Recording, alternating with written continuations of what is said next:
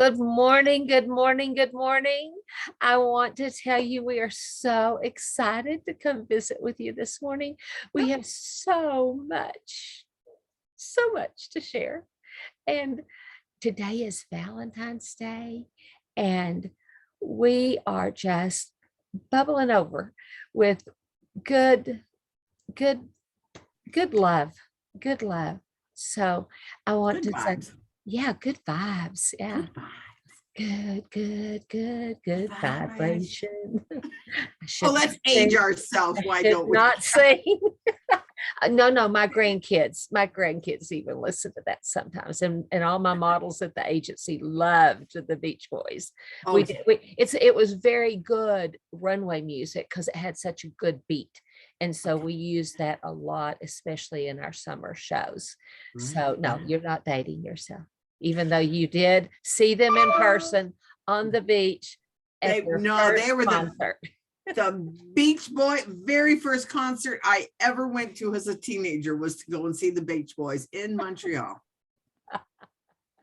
Oh goodness. And they were so young, and we had such a crush on them. Oh yeah. Oh yeah. They weren't fat and old and Yeah.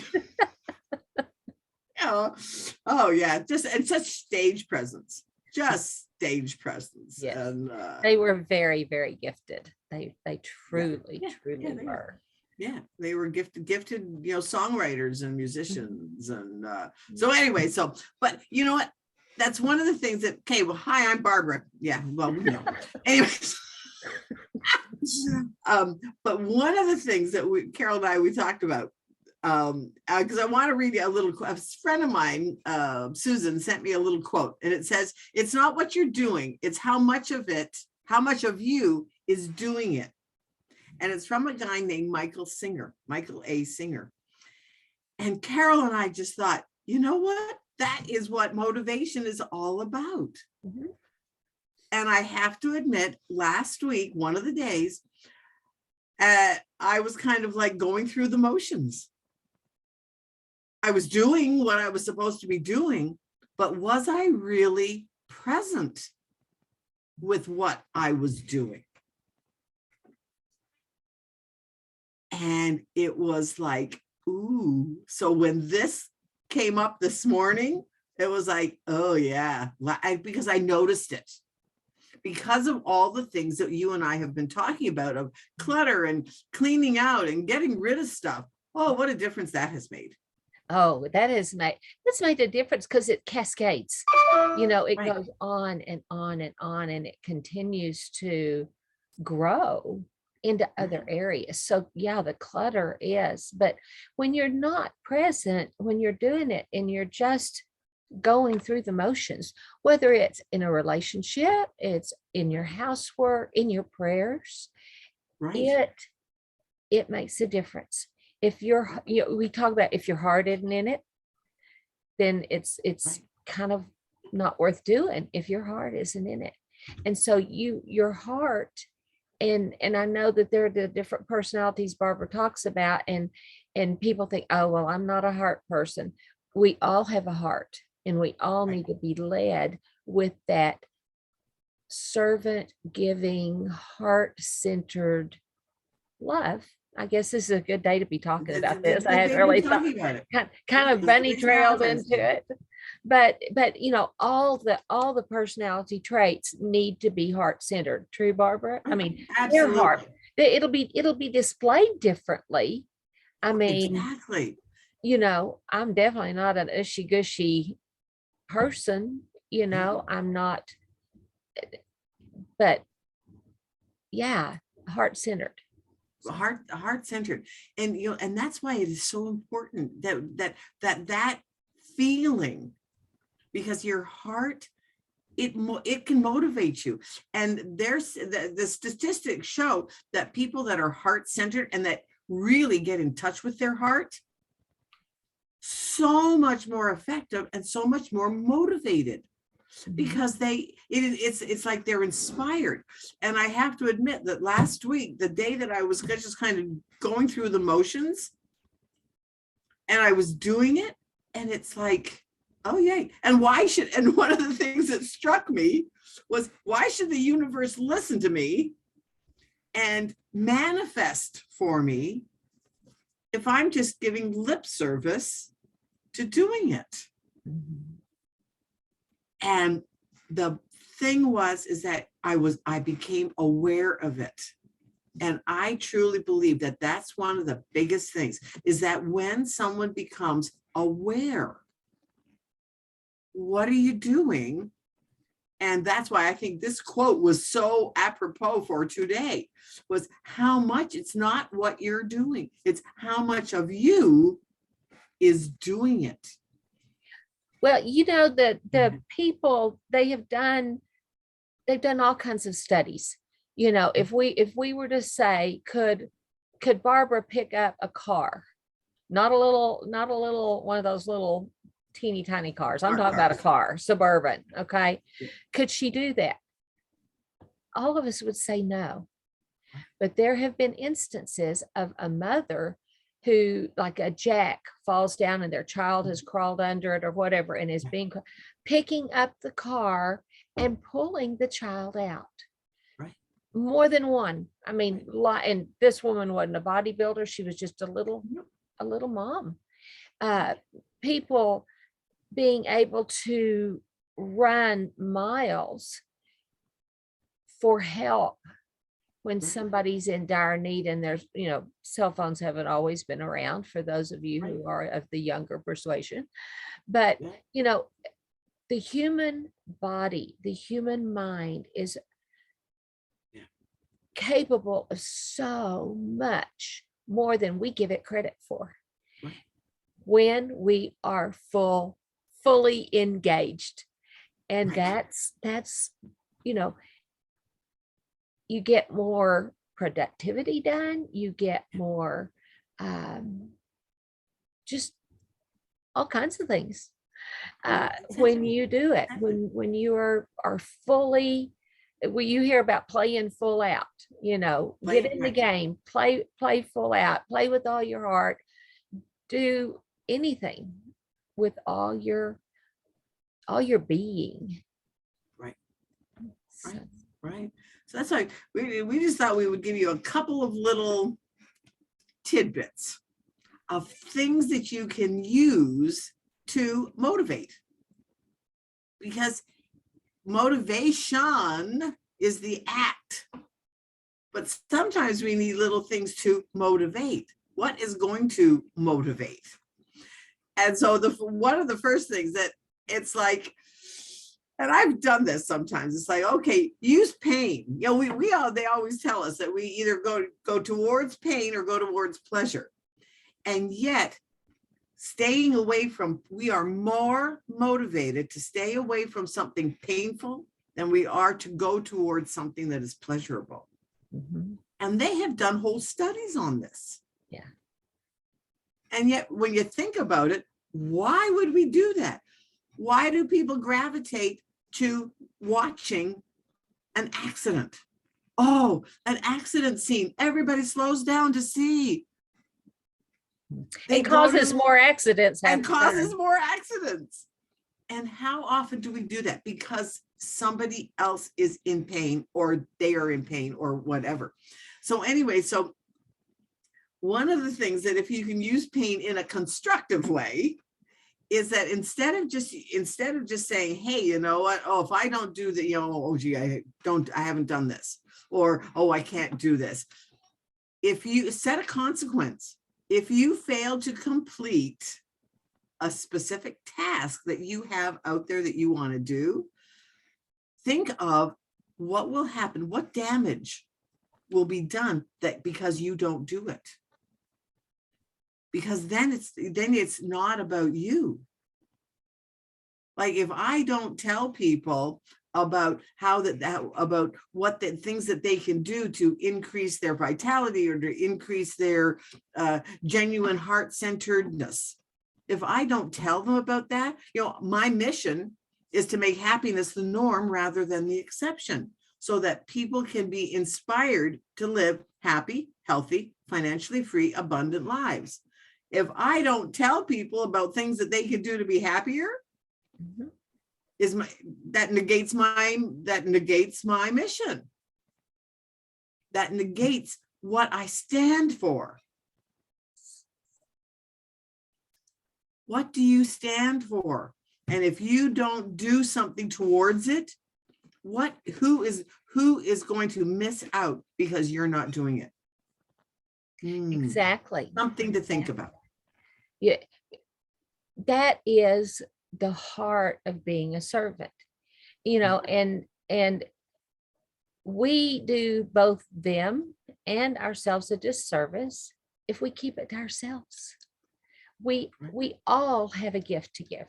Every single person on this planet is gifted with something to give away. I don't care what it is. It could be emotionally, it could be physically, it could be financially, but we have something to give others.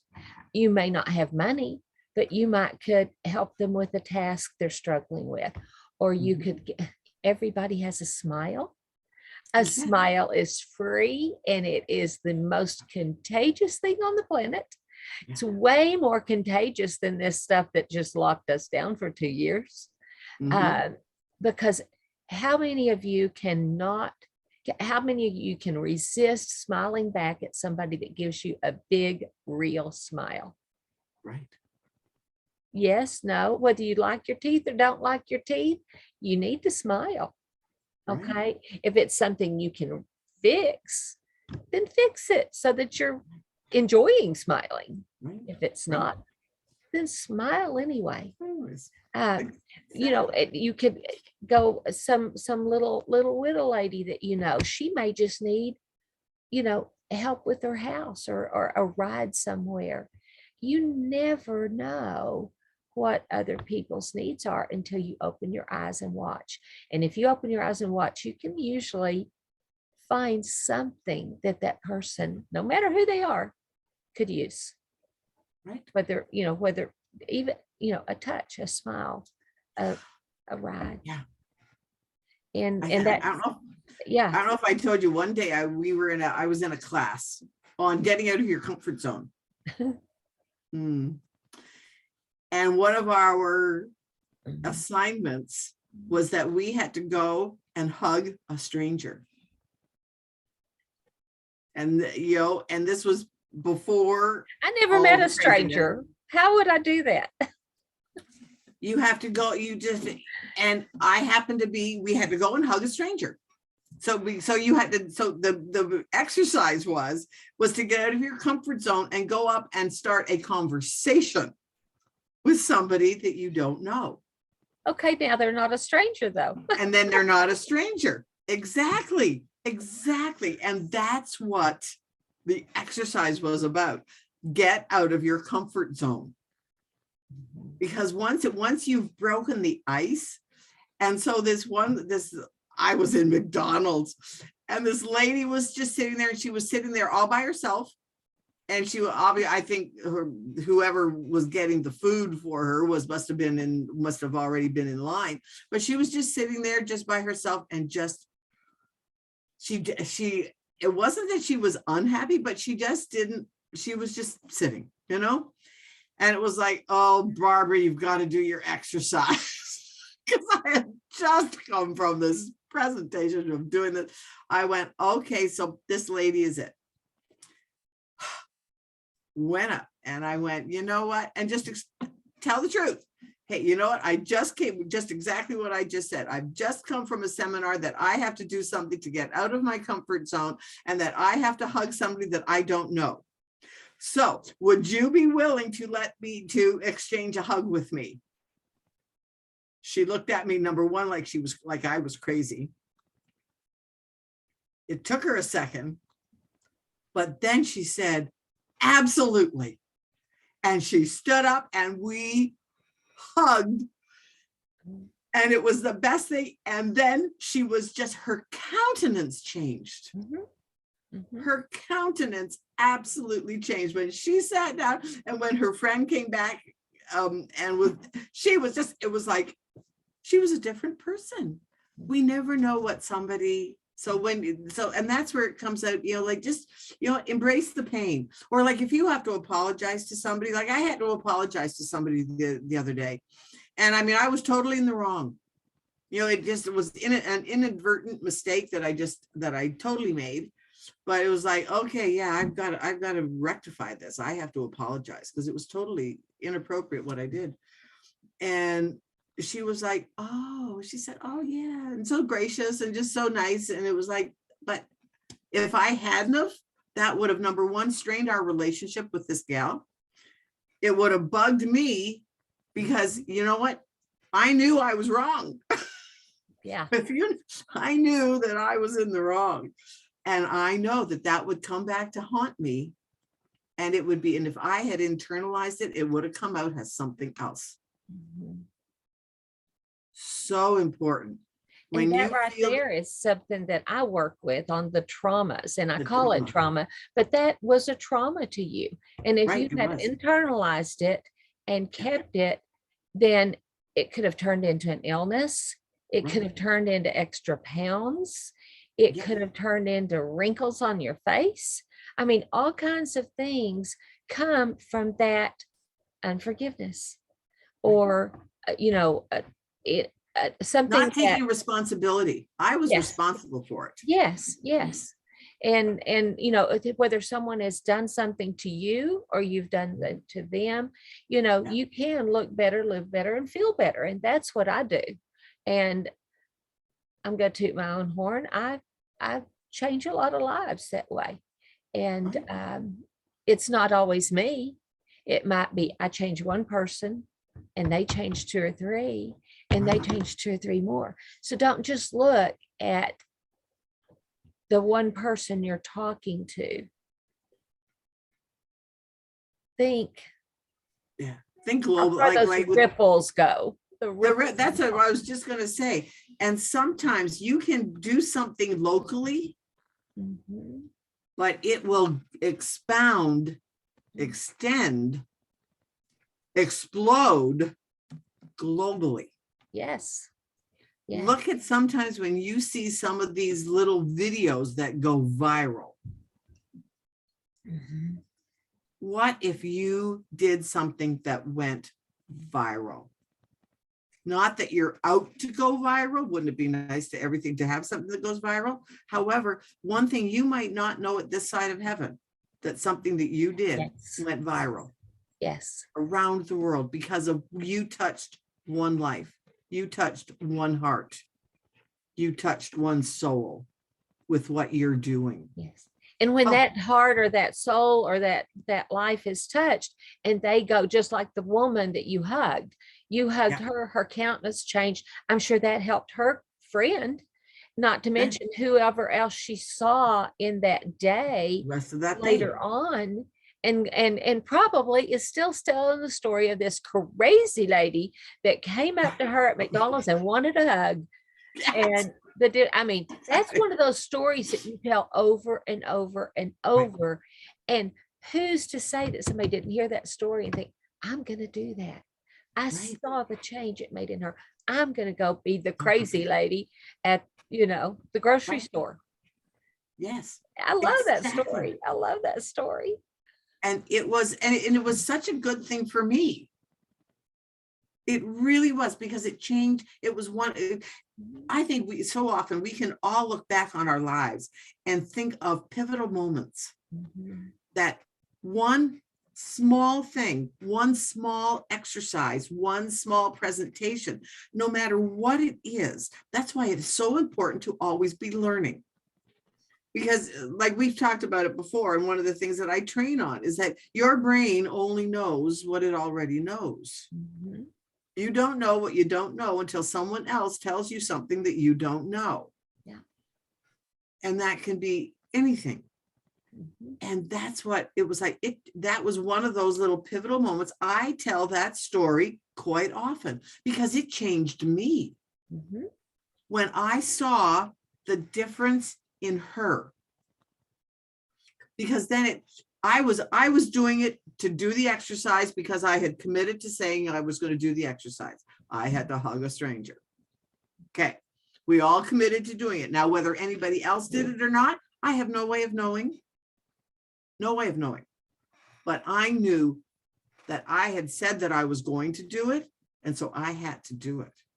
And But even then it that in became not itself, about me doing it. yeah, even that in itself is a win for you. Yeah. The fact I said I'd do it and I did it. And I did it. I am a person of my word. You Right. can count on me. Yeah. And that's Yeah. And that's right part there of is- motivation. That's part of motivating. That's part of being motivated. And sometimes you have to do that with yourself. So then let's talk about the other side of it. Use pleasure. You know what? Reward yourself if you do something. I mean, even if it's just to pat yourself on the back. Good job. Good job. Or look, or one of the things that I've just learned, look yourself in the mirror and give yourself a high five. right on the mirror. Right on the mirror. Do yourself a high five because your brain sees that as a celebration of yourself. But anyways, but how you use, hey, you know what? Go out and buy yourself something. Because, or say you're saving for a vacation. If you do this, you get to put $25 towards your vacation. Oh, all of a sudden that vacation is the prize. That you want to do something special. All right, so if I do this, then I get to put an extra $25 towards my vacation, whatever it is, it doesn't matter. And it can be simple. It could be simple. go to your favorite coffee shop and have a latte. Right. That you're on a budget or something, so you avoid it and you just drink the plain coffee or drink at home or whatever. Yeah. But you do something and you get a special treat. You get a special treat. A friend of mine Think does about your that. grandkids and your kids. Do you not love to treat them? And do they not work? Clean your room and we'll go out and get an ice cream. Exactly. Do they not clean their room? But you say clean your room or you're going to get a spanking. They'll go in there and whine and cry and, now it will motivate And them. you know what they'll do? I've done this. Hide everything. I hid everything under the bed. We all do it. Yeah. From my childhood, my next door neighbors, they just had to have it out of sight. So their drawers, it was just stuffed in. You couldn't open them. I had to have mine folded and neat in the drawer. My dad was a perfectionist. And so, and I'm like, I just didn't get it, and yet I still now, my drawers, I have my panties folded over here and my socks folded over here and everything. And they tend to stay that way, every now and then I'll have to go through and once every year. Tidy up a bit. Yeah, but yeah, and it makes me more comfortable to have it tidy. If I need Keith to bring me something, I say, go over here. It's in such and such drawer. It's on the left-hand side toward the back, and he's going, how do you know that? Yeah, exactly. And the funny thing is, my grandkids, they put on socks. Doesn't matter if they match, if they're short socks, So I said one day I was doing my tidy, pair my socks, and I was like, why am I doing this? For heaven's sakes, I'm over 70 years old. I do not have to be like my mother and pair everything and make sure everything matches. So I said I'm going to take just a lesson from my grandchildren and throw all my socks in the drawer. That lasted 2 weeks. 2 or 3 weeks. I went, I can't stand this. So now when I do laundry, I pair my and fold. Experiment. Yeah. Find what works for you. Find what works for you. Don't do it. So I know now that that's me. It's not, because I was blaming, it was like, oh, I do this because I'm my mother. And so it was a chore rather than something that I did for me. Find what works for you. What Carol just said. Do You will something. resonate. Yeah, you will What do you resonate with what's right for you. And like Barbara teaches, there's the 4 different personalities. There's some personalities there that wouldn't give a rip if the socks were matched. And there's Exactly. others that it would send them over the wall to even have one out of place. Right. And Right. the washer likes to eat socks. I saw a Exactly. meme the other day. It says the socks in your laundry come back as Tupperware lids that don't fit anything. Now, those I of you love that that are young meme. wouldn't know what a Tupperware lid is, but Yeah. But it's absolutely the truth. So if you're having trouble with your motivation, or you're procrastinating doing something, find out, why are you going to do it? If you have decided in your heart, back to your heart, if you have decided in your heart of hearts that you're not going to do it, then get it off your list. yes. And realize that you'll never be motivated to do it. You will procrastinate it. So then quit beating yourself up for the stuff you're not doing. Yes. Yes. And that goes back to the clutter. That goes right back to what we were talking the other day about clutter, of having it's always on your mind. Right. So, Right. So yeah, it's make your so- life better. make your life better. How are we on time, by the way, sweetie pie? I think we need to wind this up. We'll bring this plane in for a landing. Yeah. All right, because we want to be respectful of your time. And so thanks for letting us come into your little corner of the world. Yes. No yes. matter where you are, because you know what, people are people, and we all deal with lots of the same things. And I truly believe that when we know that someone else is going through the same things, good or bad, Mm-hmm. it always makes us feel better. So, well, and it gives us permission. It gives us Yeah. permission to move on. Yeah. And so exactly. we thank you. Please share, tell people about this. Tell your friends. We would love to get to hear your questions, what you want us to cover on this. And we're so excited to get to come share this time and have this cup of coffee with you on Monday mornings. Have a good one. Bye. Bye.